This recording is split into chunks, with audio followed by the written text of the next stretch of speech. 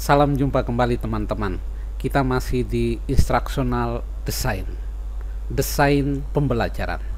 Kita merancang pembelajaran agar efektif, efisien, dan berdaya tarik.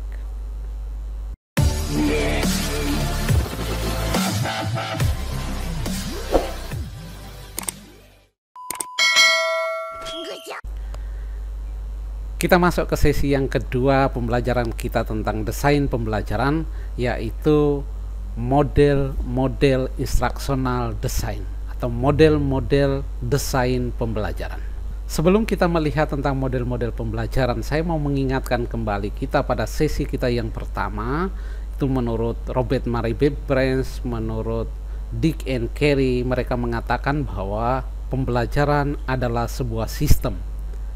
Karena dia pembelajaran itu sistem, dia memiliki komponen-komponen. Komponennya itu ada guru, ada siswa, ada strategi pembelajaran, ada materi pembelajaran, ada metode pembelajaran, dan lain sebagainya.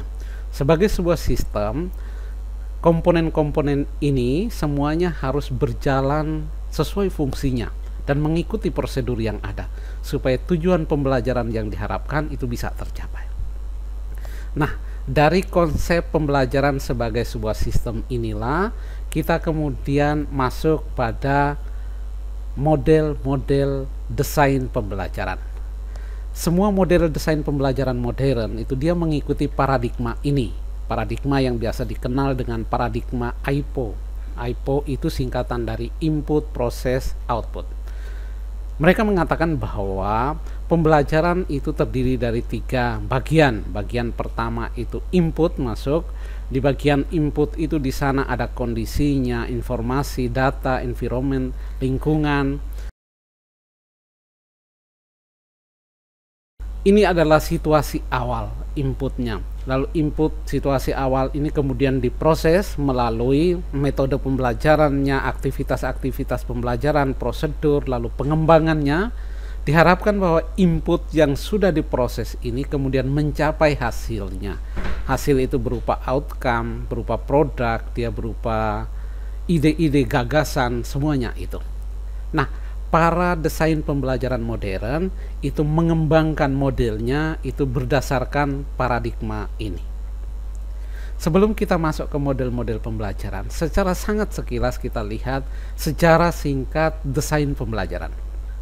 Nah, desain pembelajaran itu dimulai pada tahun 1944. Ini bagaimana orang-orang merancang sebuah pelatihan untuk para tentara pada Perang Dunia Kedua.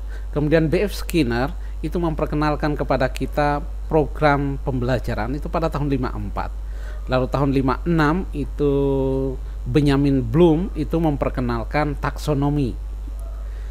Lalu pada tahun 1960 Gleiser itu memperkenalkan satu metode penilaian yang dikenal dengan pre dan post test. Tahun 65 ini semakin sistematis dengan hadirnya Robert Gagne yang memperkenalkan kepada kita 9 peristiwa belajar. Lalu model-model pembelajaran yang pertama mulai muncul pada tahun 1970. Robert Murray Bebrens memperkenalkan kepada kita sebuah desain pembelajaran dengan pendekatan ADI. Nah, dari sanalah kemudian muncul model-model pembelajaran. Nah, kita mulai pertama dari model pembelajaran ADI, Robert Murray Bebrens. Teman-teman kalau ingin memperdalam model ini silakan mendalami dalam buku Robert Murray Bebrens Instructional Design, The ADI Approach. Kalau teman-teman tidak memiliki buku ini dan ingin memiliki, silakan tinggalkan nomor kontak dan saya akan mengirim buku ini kepada teman-teman. Sesuai dengan namanya, model ADI ini terdiri dari 5 langkah, yaitu pertama analisis kebutuhan, yang kedua kemudian kita mendesain pembelajaran, yang ketiga itu adalah kita mengembangkan materi, mengembangkan strategi, mengembangkan media, mengembangkan metode untuk pembelajaran. Lalu kita mengimplementasikan. Setelah kita lakukan 4 langkah ini, kemudian kita mengevaluasi. Kita lihat dengan sangat sekilas apa yang kita lakukan pada setiap langkah. Pertama, langkah analisis. Konsep analisis itu adalah mengidentifikasi kemungkinan penyebab tidak tercapainya tujuan pembelajaran. Ada tujuan pembelajaran, proses sudah kita lakukan, tetapi tujuan pembelajarannya tidak tercapai. Apa masalahnya, ada di mana? Nah, prosedur melakukannya, yang pertama itu kita memvalidasi dulu gap, berarti kesenjangan antara tujuan dengan realitas yang ada sekarang. Hasil yang ada sekarang seperti apa, kesenjangannya. Lalu yang kedua, itu kita menentukan tujuan pembelajaran. Ini kemarin tujuannya ini, hasilnya sekarang seperti ini, ada kesenjangan. Sekarang saya menentukan, berarti tujuan saya melakukan ulang apa.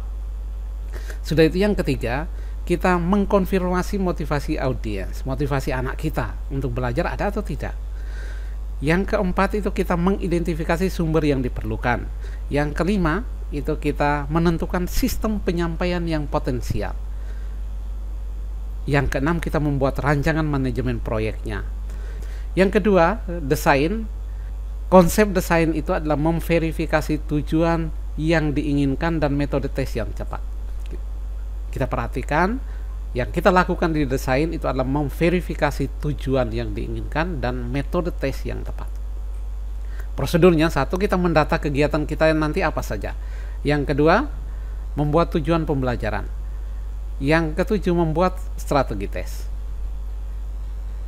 Yang ke-10, kita menghitung hasil investasi.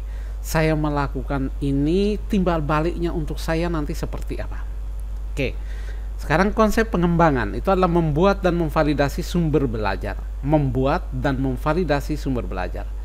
Prosedur yang kita lakukan, membuat materi, membuat atau memilih media, membuat panduan bagi siswa dan guru. Dan yang terakhir, melakukan revisi formatif.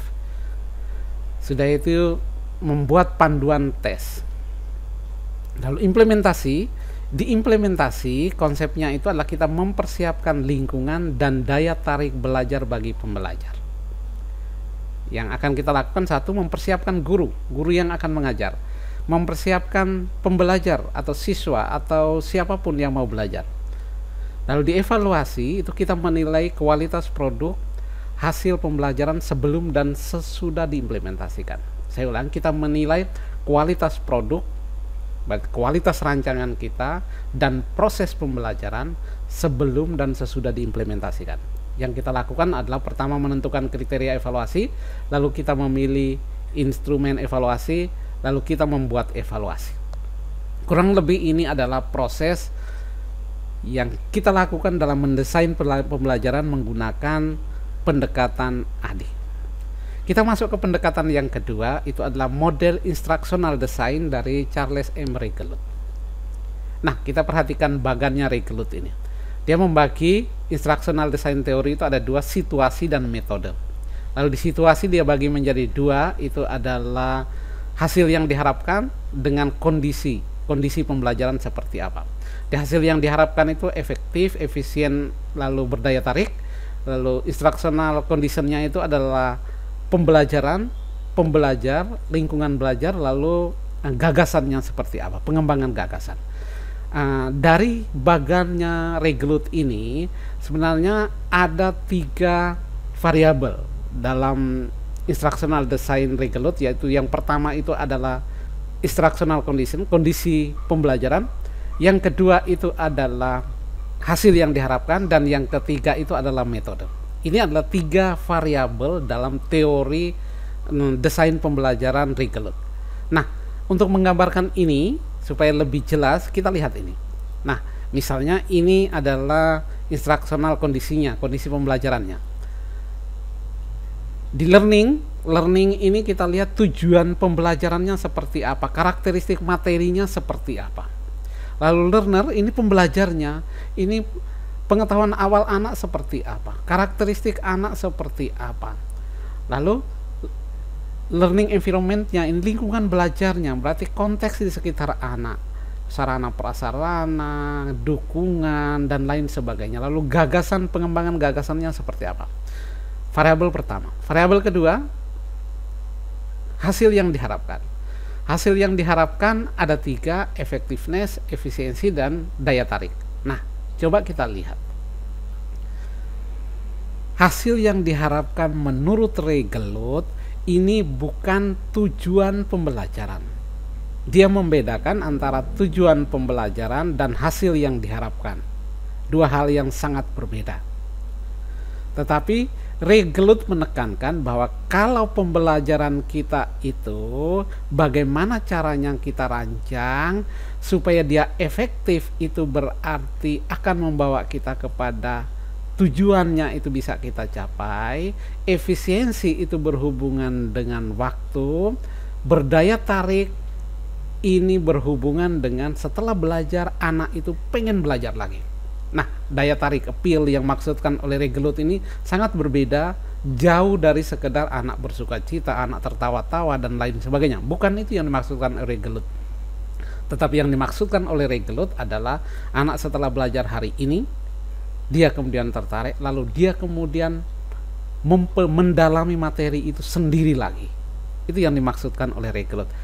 Nah, untuk menghubungkan antara kondisi pembelajaran dengan hasil yang diharapkan, di sini Ray Geluth kemudian meletakkan metode. Kita harus memilih metode yang tepat supaya anak yang adanya di sini kita bawa ke sini, ke hasil pembelajaran. Dan di metode ini apa yang kita lakukan?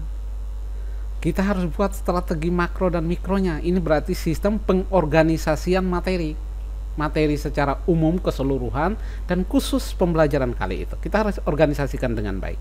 Yang kedua, strategi penyampaian kita.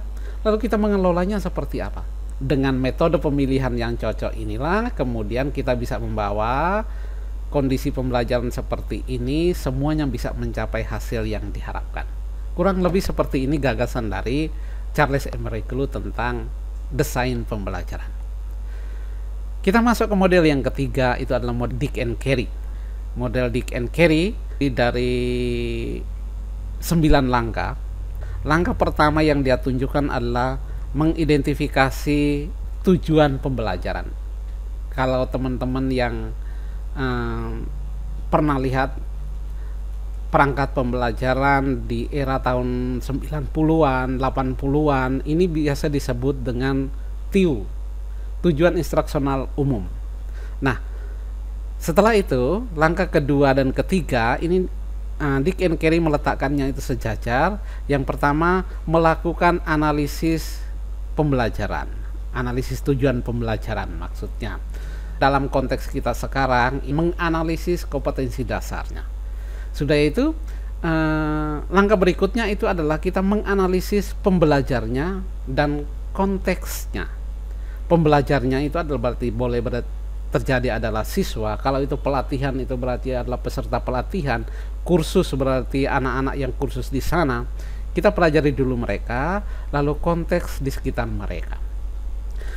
Dari situ berdasarkan hasil analisis tujuan ini, lalu analisis siswa dan konteksnya, lalu kita kemudian menyusun tujuan pembelajaran atau biasa disebut dengan TIK, tujuan instruksional khusus. Dari sana, menurut Dick and Carey, yang kita lakukan berikutnya adalah kita mengembangkan instrumen penilaian. Nah, setelah itu baru kita mengembangkan strategi pembelajaran, lalu mengembangkan atau memilih materi pembelajaran. Setelah melakukan 7 langkah ini, langkah ke-8-nya adalah mendesain dan melakukan evaluasi formatif pembelajaran. Nah, teman-teman, di sini bukan kita menilai hasil belajar. Jadi penilaian formatif menurut Dick and Carey ini bukan penilaian hasil belajar, tetapi penilaian terhadap rancangan pembelajaran yang sudah kita buat. Kira-kira rancangan pembelajaran yang kita buat mencapai tujuan atau tidak. Kalau itu ada masalah, belum mencapai tujuan, kita kembali ke belakang. Lihat, apakah materinya yang kurang, apakah strateginya yang kurang, atau tujuannya ini harus kita ganti. Maka dia menunjukkan masalahnya ada di mana, maka silakan itu direvisi. Direvisi lalu dilakukan kembali. Lalu kita lakukan semua, ketika sudah beres semua, lalu kita ke penilaian hasil belajar. Kita mendesain dan melakukan penilaian sumatif. Model Dick and Carey ini teman-teman bisa mendalaminya dalam buku The Systematic Design of Instruction yang ditulis oleh Walter Dicklow Carey dan James O. Carey. Kalau teman-teman ingin memiliki buku ini, boleh tinggalkan kontak pada komen, lalu saya akan mengirimkan buku ini untuk teman-teman. Teman-teman, model Dick and Carey inilah yang nanti akan kita pakai untuk praktek mendesain pembelajaran kita. Oleh karena itu, pada sesi kita yang berikut, kita akan praktek melakukan identifikasi tujuan pembelajaran atau langkah pertama dari Dick and Carey. Demikian teman kita hari ini, terima kasih, Tuhan memberkati.